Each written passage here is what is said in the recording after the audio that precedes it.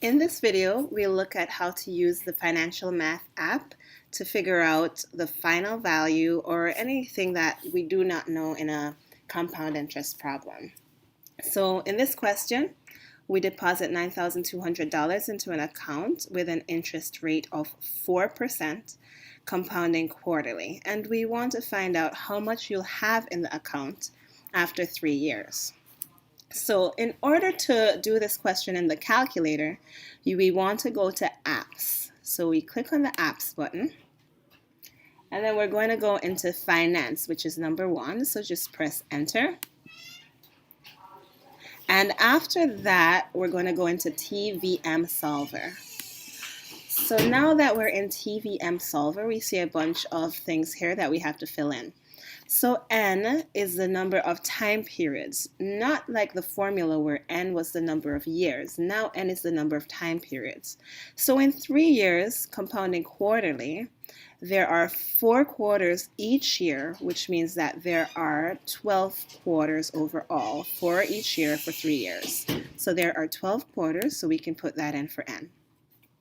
Now, the interest rate is 4% per year. So we're going to actually just put 4% per year. So that I means the percentage interest per year. So we just put that in there. PV is the present value. That's actually the starting amount. So in this question, we're starting off with 9,200. But we have to enter that number in negative. So 9,200 goes in for our starting value. And now our PMT, we can ignore that. That stays as 0. We're looking for our future value. So whatever we're looking for, we'll put a 0 there to hold the place. So we put 0 there for future value, and for our PV, PY and CY, since it's compounding quarterly, we're going to put 4. Compounding quarterly, 4. So that is our K value from the formula, or K value. So since it's compounding quarterly, we put 4. If it was monthly, we would put 12. And if it was yearly, we'd put 1. Okay. So once you have all that in, we're going to go to the thing we're trying to solve, which is our future value. And all we have to do at this point is press alpha and enter to solve. And that tells you what your future value would be. So the answer for this question is 10,366.79.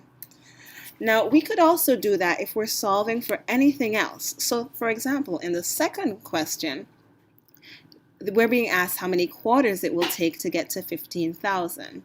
So in this case, what we don't know and what we're looking for is the number of time periods.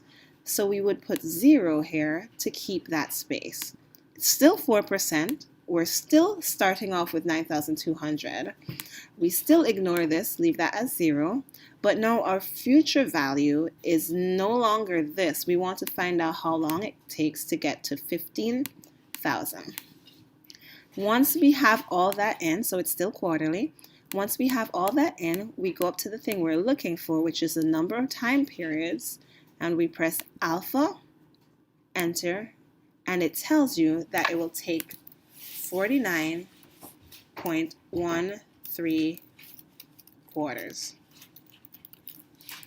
And if you were asked to convert that to years, of course, since there are 4 quarters in a year, you would just divide by 4.